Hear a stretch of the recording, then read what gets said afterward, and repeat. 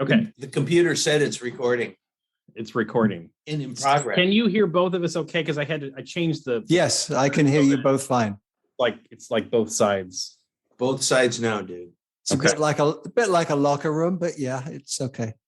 Like a locker room? Yeah. Echoey? Smells better. No, just the banter.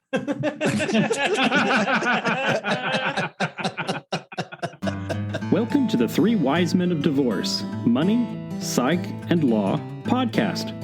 Sit down with the California divorce experts, financial divorce consultant Mark Hill, psychologist Scott Weiner, and attorney Shawn Weber for a frank and casual conversation about divorce, separation, co-parenting, and the difficult decisions real people like you face during these tough times. We know that if you are looking at divorce or separation, it can be scary and overwhelming. With combined experience of over 70 years in divorce and conflict management, we are here for you and look forward to helping by sharing our unique ideas, thoughts, and perspectives on divorce, separation, and co-parenting.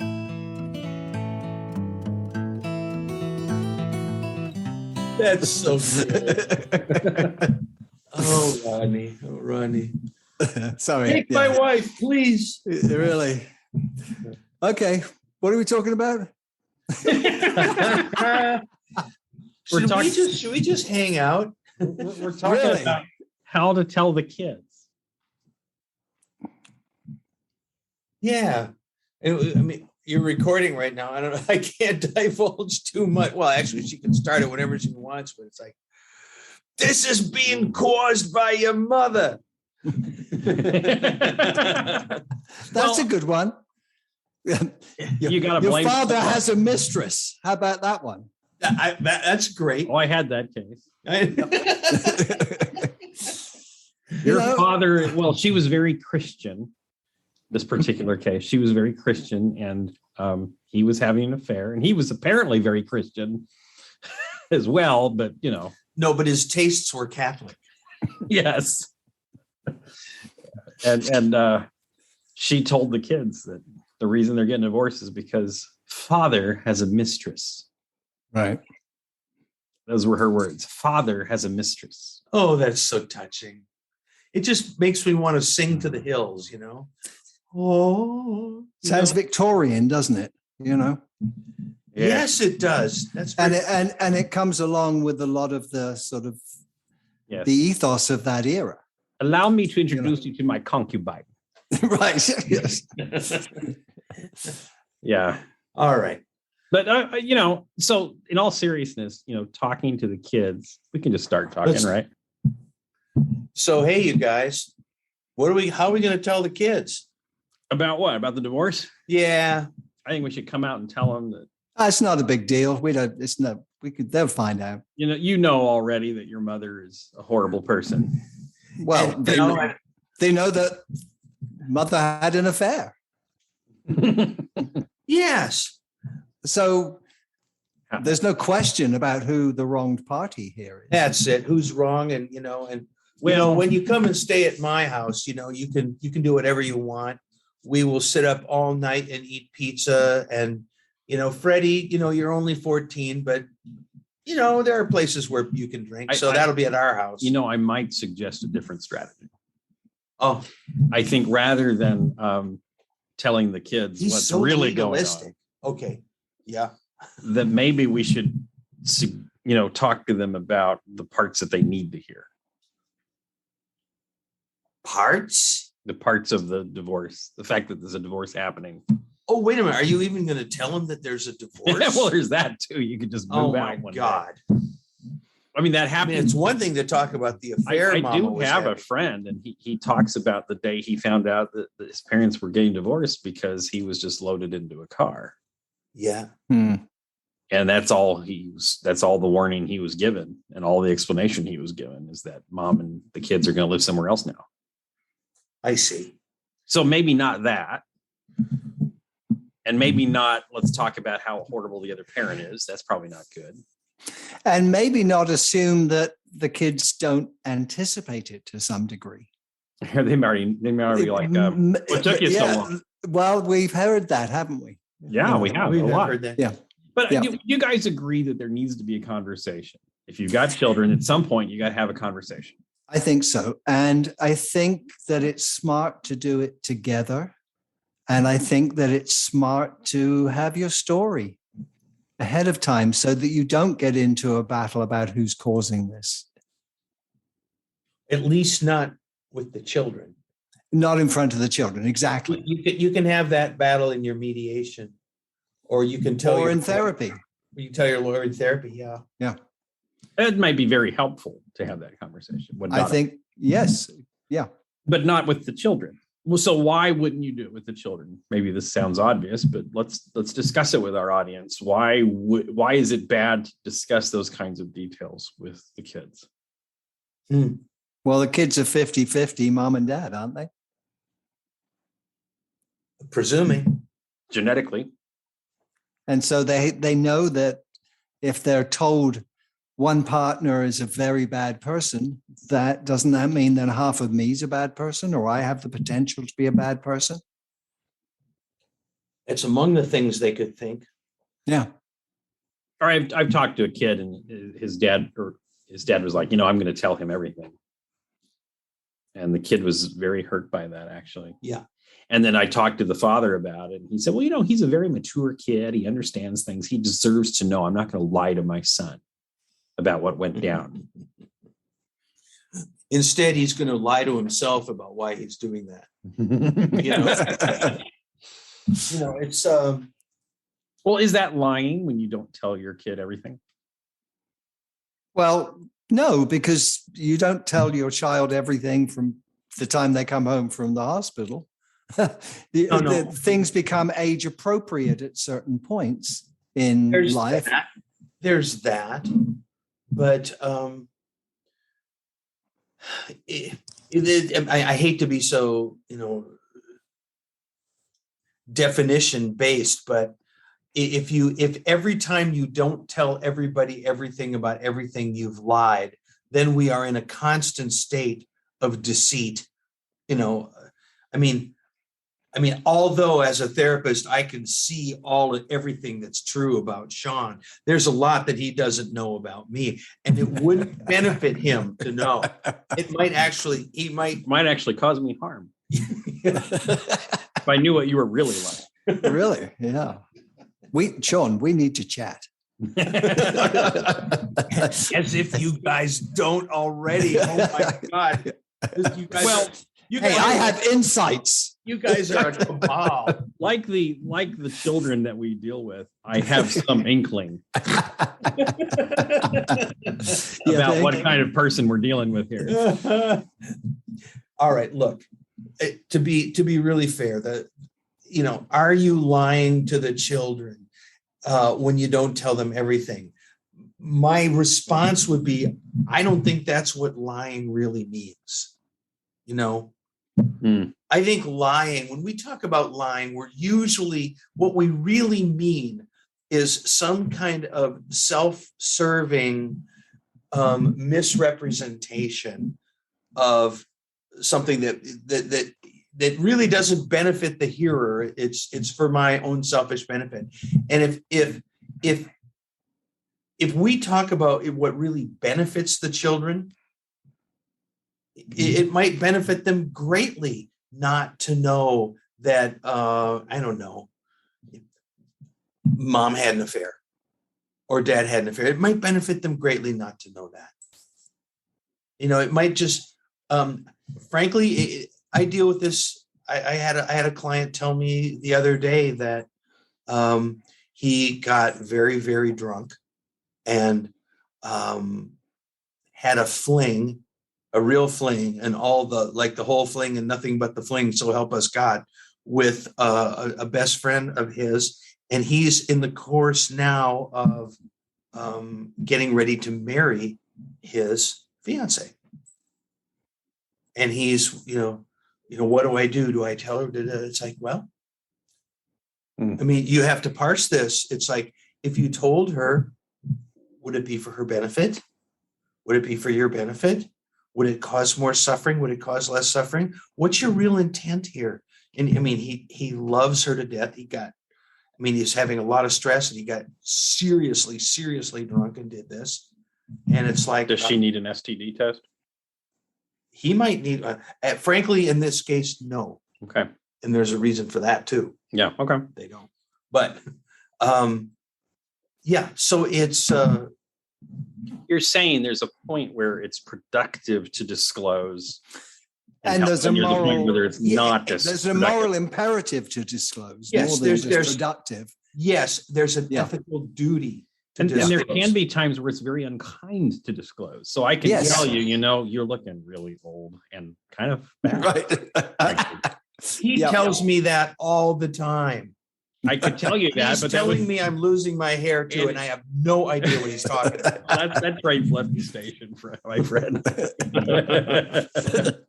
I know it's pretty clean. But it wouldn't be exactly kind to tell you what I've observed. Right. There's a line from an old Waylon Jennings song that goes, "Don't I warn you when you're getting fat? Ain't I gonna take you fishing with me one day? Well, a man can't love a woman more than that." So there's Well, okay. So it may actually, I mean, we withhold things from our kids all the time, right? There's adult business that the kids would not necessarily, I mean, I don't invite them into bedroom discussions. There's reason why we have locked doors. How dishonest of you. Right. I'm a dishonest person because I don't tell them what happens in our bedroom. Right. Well, I think a divorce, while it's not, I mean, I could get Freudian on you here. Yeah. That's all right if you get Freudian. Sex and violence, right? But there's a point where the intimacies of what happens is the bedroom is actually very much related to the intimacies of what happens in a divorce. Well, yes. And you don't share that with just everybody. The betrayals that we are actually discussing as a substrate for all of this, frankly, are bedroom betrayals. Yeah. Aren't they? It's all part of it, right? And it's like, it's funny. It hadn't occurred to me. You've mentioned that vignette to me before about that guy who said he was going to be honest. And it was like, I wonder if you had said to him, do you, in the course of being honest with your children, do you discuss, sexual positions with your, do you discuss, because that would be the honest thing. That would be really, thoroughly. But you do have situations where maybe it seems to me it's often a single child is very aligned with one of the parties. And when they're teenage years, they take guidance from that person and they're kind of like that. They see that person as their best friend. Yes. I've seen that situation occur actually with both sexes, dad with a son and mother with a daughter. And it was, a blurring of the roles of father and son. And that was a reason to share everything about the divorce. Those lines I felt had been blurred before this occurred. Well, and maybe they'd ended up there because of what happened during the marriage. That's a possibility. And the research shows that there's a couple of things that are very harmful to a kid in a divorce. And one of the things that's really harmful to a kid is parentification. Yes. When the child is parentified. Mm-hmm. Sometimes I think oversharing with a child before they're of an age where it's appropriate for them to hear the disclosure. Yeah. Puts them in a place that they shouldn't be in. I need to take care of the parent because look what an awful time they're being put through. Yeah, and so 13-year-old Tommy feels like he needs to defend mom to dad or whatever. Yeah. And that isn't a good place to put that kid. So we're kind of talking about, what you should not disclose. We should not disclose quote unquote adult business with kids. It's actually the law in California that you don't disclose details of court proceedings, show them court filings, speak ill of the other parent in the presence of the child. That's usually an order from the judge. It's routine that you would get that kind of an order that neither parent will speak ill of the other parent or allow other people to do so in the presence of the children. Precisely because it's not good for them to hear that, even if it's true.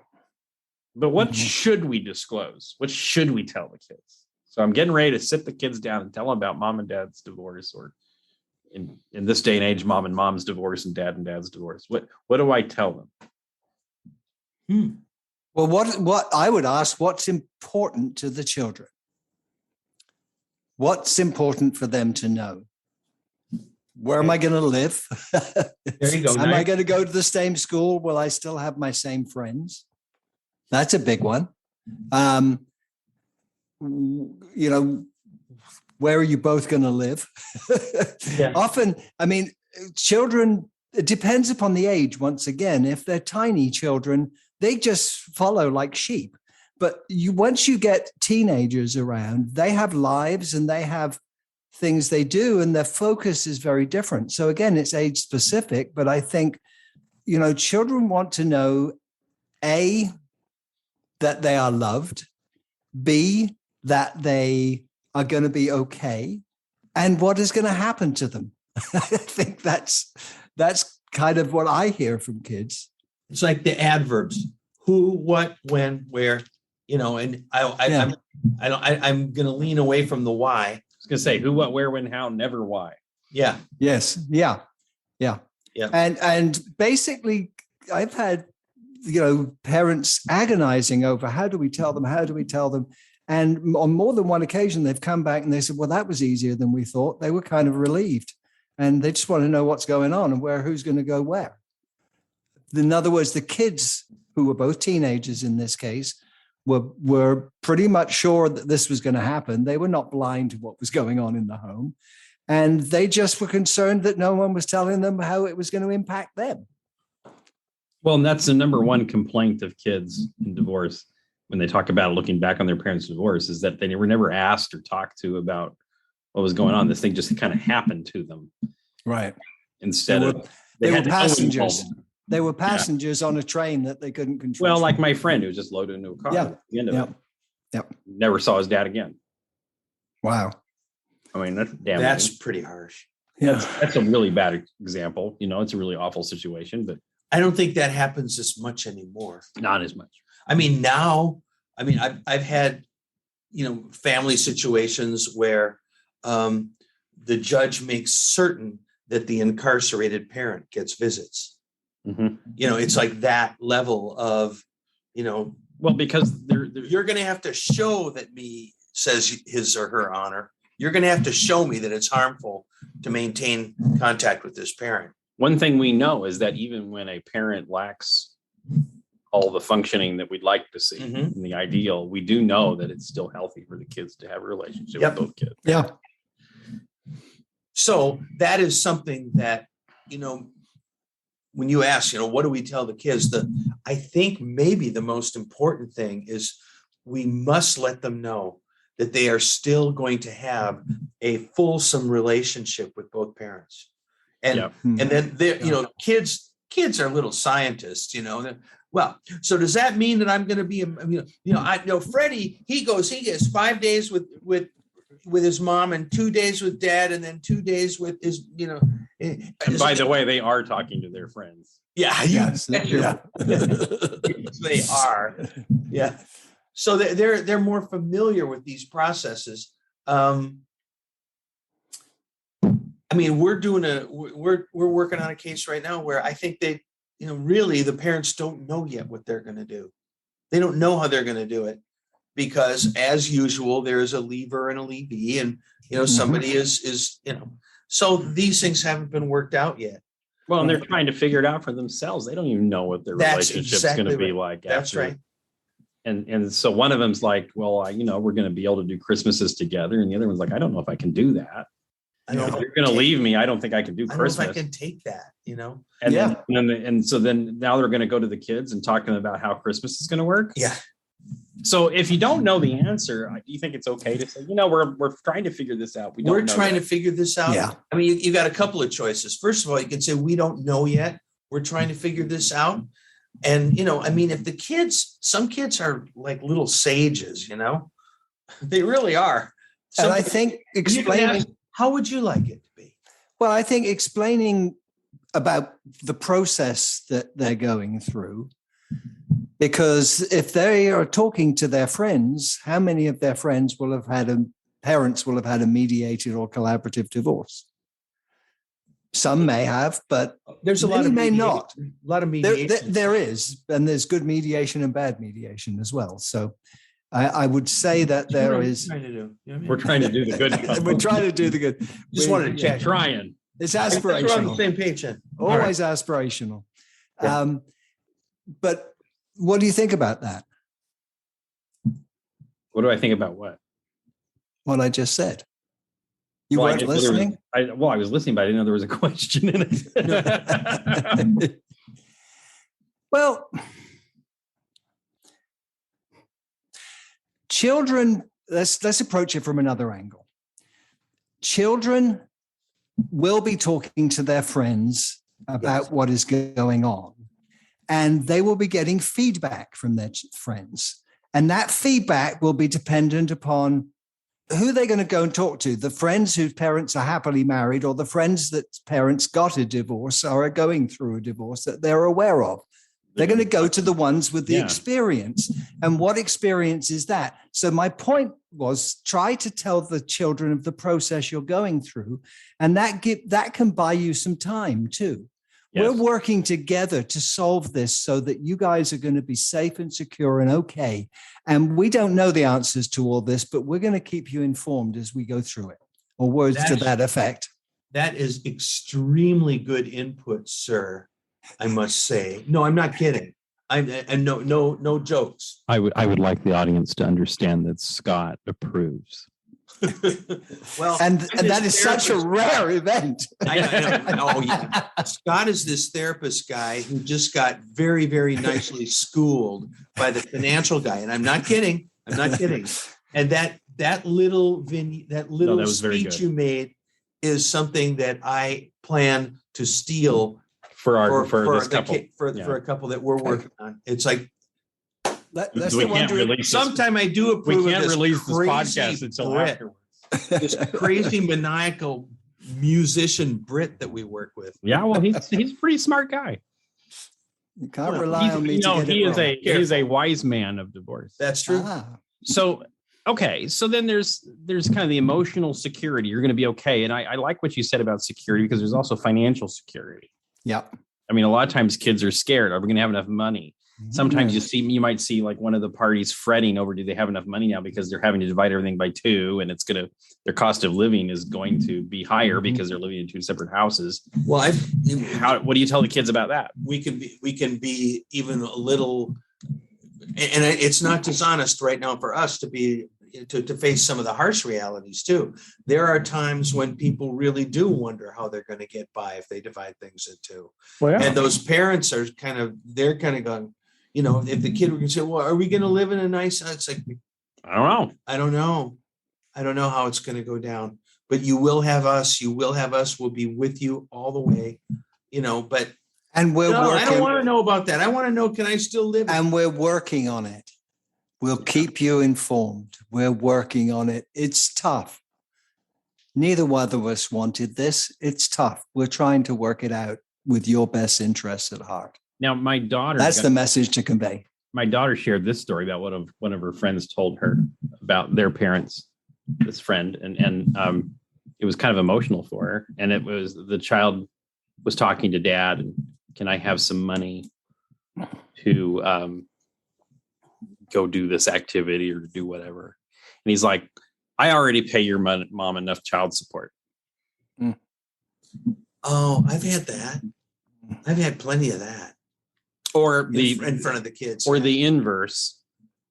Go ask your dad or go ask your mom for that money, because I can't afford it because I have, they're not paying me enough child support. So how does that happen? Because I'm going to drag it back to process. Yeah. That's where there's a court order been imposed, where there hasn't been a discussion about what are we going to do about the kids' extracurricular stuff. We both want them to be able to be on their sports teams. How are we going to work this out? How are we going to make this work? No, it probably one party went for as much as they could get, and the other party tried to pay as little as possible. Mm-hmm. And a judge had to decide, or they got forced into a settlement conference where there was a win-lose outcome. Yeah. Exactly. And so there's resentment because they were not considered sometimes this part of the process. It does. sometimes this happens when there's just a lose-lose outcome because there really isn't that much to start with. And then they, well, I've let's seen be that honest, happen. most of the time it is lose-lose. Yeah. And what you're saying, Mark, is hey, you can get into a process where you can have an intelligent, thoughtful discussion with your partner about how you're going to handle cash flow. So that when it comes up with the children, you don't get backed into a corner and start blaming the other party. Yeah. Because you have a plan. You have a plan how to deal with the inevitable. Because trust me, if you're raising children in their teenage years, their demands will become financially surprising. Well, I think you are an incredibly positive person. And that's one of the reasons I like you. But I mean, I've seen there be all the planning and all of a really good agreement. And one of those people is still jonesing for a bruising. Yeah, seething. Yep. It's like, so these things are still going to come up. But I mean, the best we can do is to help these people not become nasty litigants and help them at least create the best plan. And there's a better chance doing it that way. Yeah. That the kid asks for something or, and it's a lot, and even if Mary or Fred are really thinking, well, if that son of a gun, it's like, you know what, we have a way to work this out. We'll see. And even if they bring it back, and mediate out, who's going to pay for the expensive ballet or who's going to pay for the expensive traveling football team or something like that. How are we going to do that? We didn't anticipate that, and it might not be possible for them to do it. It might not. Yeah. Sometimes there is, it's a bridge too far. A negative impact on the children inevitably because two homes cost more than one. I get it. But children who don't know are children who are more likely to be challenging to work with than children who know, who have this information. In other words, they because a lot of it's peer pressure. We're all going on the field trip. What do you mean you're not going on the field trip because your mum's broke? There's peer pressure there. So helping the child prepare for things, setting expectations, help the child have a plan. I don't know. Maybe I'm just overly positive. Well, I think there's a reason to be positive. I think the big takeaway is manifold. One is it's not a good idea to share nastiness about the other person with the kid. All that does is hurt the kid. All that does is like a boomeranging arrow, right? Yeah, and it won't. And in the long, and it won't benefit you in the long run. And actually, it will poison your relationship with your child. Yeah. There's that. That's very toxic behavior. So don't do it. Okay. So number two, it is important to share some things with the child and help them feel secure and safe. Relieve their anxieties, their natural anxieties. They're safe with their parents. They're going to be safe with their money, and they have a safe place to go emotionally. Yep. Right? What else do we need? What else? Oh, and there are processes that are more conducive to that conversation going well than other processes. So adversarial processes where you go to court and go to war and condition yourself to hate your spouse and not talk to each other, it is then harder to be on the same page as your co-parent when it's now time to work with your child. Yeah. Or be at the same outing where your child is or their same activity. Yeah. It's like all of that. So find a process that encourages cooperation and collaboration as opposed to a process that encourages animosity and adversarial interactions. Indeed. And if it's age appropriate, make your children aware of what you and your spouse are doing to try to create an environment that will work for them. We love you so much. Exactly. That we paid Mark Hill's exorbitant fee to help us figure out, and I'm joking, but in all honesty, we're working with a financial professional to help us figure out and make sure that we're still on track to make sure that your college is squared away. Something like that. Yeah, exactly. What you intend, Yeah. Yep. Or we're meeting with this psychologist. In fact, we're going to invite you to come meet with this person, and so we can talk about how our family is going to work after the divorce, because our family isn't ending. We're all still here and we all still love you. And you have two parents that love you very dearly. And we want to make sure that we do this in a way that makes a lot of sense for you and is good for you. Yeah. You can write my ads. Well, somebody oughta. Okay. Oh my. I think we may have done it again. I think so. Well, I think so. I think so. A good talk, kids. Yeah. So It's seasonal too, by the way. You know, Mhm. there's getting through Getting through the these holidays. things at the holidays. Yep. It's like, oh boy. That's probably our next one. Let's talk about the holidays. well, I mean, in the case we're talking about, there's that wrinkle of, well, what do we do at Christmas? We haven't told them yet. Mhm. Do we pretend? Yeah. So that could be another whole discussion. So, Scott, Yes. if they haven't read your advertising material that you've so carefully drafted, Well, you know, I But they keep waiting need for you. you to, set me up with a website. Actually, I don't have one. I have a phone, and that is how I connect with my universe. And my name is Scott Weiner, and I'm a psychologist, Solana Beach,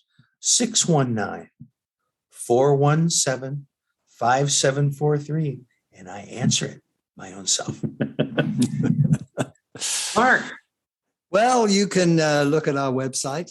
Our company name is Pacific Divorce Management. The website is pacdivorce.com. We do have a phone number on there. And yes, we have been known to answer the telephone too. But also there is a contact form on there if you'd like to learn more. Did you get that working? Apparently we did. I Good. am told it is operational. so I can actually send you an email. You From your can website? indeed. You That's can great. just fill, as long as you're not a robot. You do have to prove you're not a robot. I have that on my website. So you Hold have on to a second. certify that you're not a robot. Exactly. Yeah. I think he's vaguely real, Good. Well, you're in the same room with him, so you would know that. unless I'm a robot too. Ah. He is quite real to me. Well, Me. Oh my gosh. Well, if you have any kind of legal dispute, you could go to my website, WeberDisputeResolution.com, where we will match you with a mediator that can help you resolve your dispute. That is WeberDisputeResolution.com, Weber with one B. Okay, folks. Good to speak with you. Great holidays, but there's a lot more to talk about. Bye-bye. Bye. Bye-bye. Thanks for listening to another episode of the Three Wise Men of Divorce: Money, Psych, and Law. If you like what you heard, be sure to subscribe, leave us a review, and share with others who may be in a similar place. Until next time, stay safe, healthy, and focused on a positive, bright future. This podcast is for informational purposes only. Every family law case is unique, so no legal, financial, or mental health advice is intended during this podcast. If you need help with your specific situation, feel free to schedule a time to speak with one of us for a personal consultation.